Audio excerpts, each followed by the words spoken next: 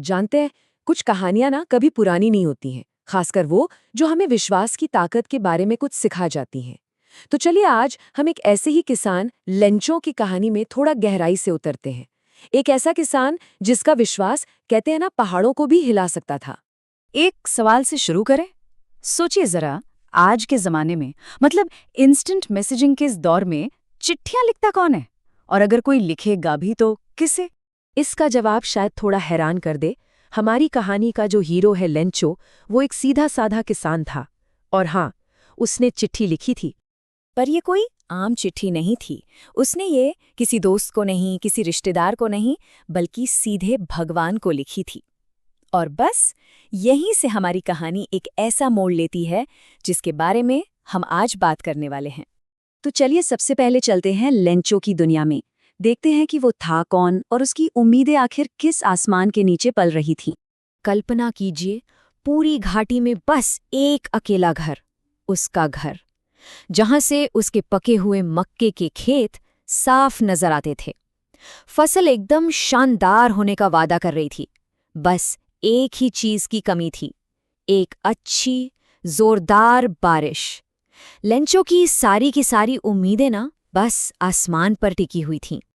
और फिर इंतजार खत्म हुआ, बारिश शुरू हो गई। लेंचो की खुशी का तो कोई ठिकाना ही नहीं था।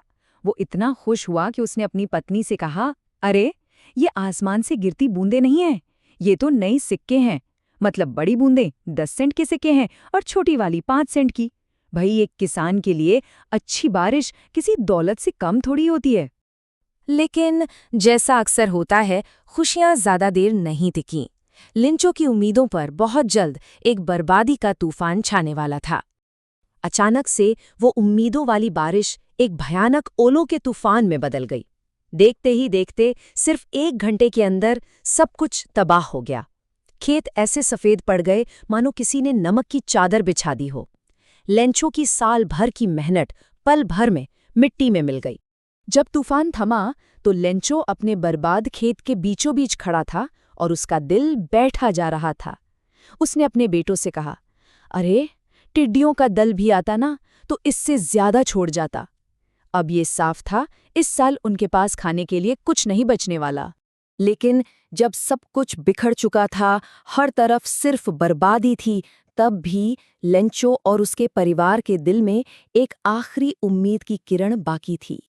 और वो उम्मीद थी विश्वास, एक अटूट भरोसा कि कोई है जो सब देख रहा है और मदद जरूर करेगा।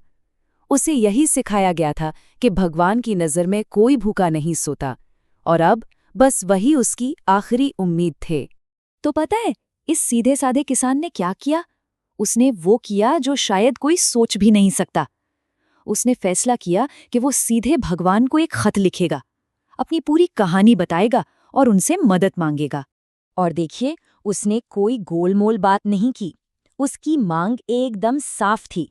उसे ठीक 100 पैसों चाहिए थे ताकि वो दोबारा खेत बो सके और अगली फसल आने तक अपने परिवार का पेट पाल सके।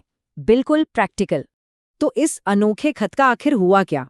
खैर, वो पहुंचा पोस्ट ऑफिस और वहां जो हुआ ना, उसने कहानी में एक बड़ा ही दिलचस्प मोड़ ला दिया। अब सोचिए, पोस्टमैन ने जब ये खत देखा तो उसका क्या हाल हुआ होगा।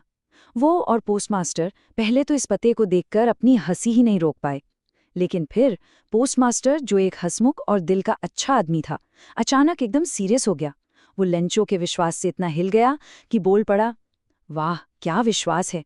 काश काश मुझ में भी इस आदमी जैसा विश्वास होता जिसने सीधे भगवान से ही बात शुरू कर दी है। और बस उसी पल उसने फैसला कर लिया कि इस आदमी का भगवान पर से विश्वास टूटना नहीं चाहिए। उसने ठान लिया कि वो इस खत का जवाब देगा। लेकिन जवाब के लिए सिर्फ अच्छी बातें या कागज स्याही तो काफी नहीं थे। तो उसने अपने कर्मचारियों से पैसे मांगे, अपनी तनख्वाह का एक हिस्सा दिया और अपने दोस्तों से भी मदद ली। ये सब कुछ बस एक अनजान किसान के विश्वास को जिंदा रखने के लिए। लेकिन जानते हैं, अपनी पूरी कोशिश के बाद भी वो सब मिलकर सिर्फ आधी से थोड़ी ज्यादा रकम ही जमा कर पाए। उन्होंने जितने भी पैसे इकट्ठा हुए, उन्हें एक लिफाफे में रखा और भेजने वाले के नाम पर सिर्फ एक शब्द लिख दिया, भगवान। और अब कहानी अपने सबसे दिलचस्प और शायद सबसे अहम मोड़ पर आती है। अगले रविवार लंचो फिर से पोस्ट ऑफिस पहुंचा, पूरे यकीन के साथ कि उसका जवाब आया होगा। और यही बात उसके विश्वास की गहराई को दिखाती है। जब पोस्टमैन ने उसे वो लिफाफा दिया तो उसे देखकर वो जर्रा सा भी हैरान नहीं हुआ, जर्रा सा भी नहीं। उसे तो पूरा 100% यकीन था कि भगवान जवाब देंगे ही।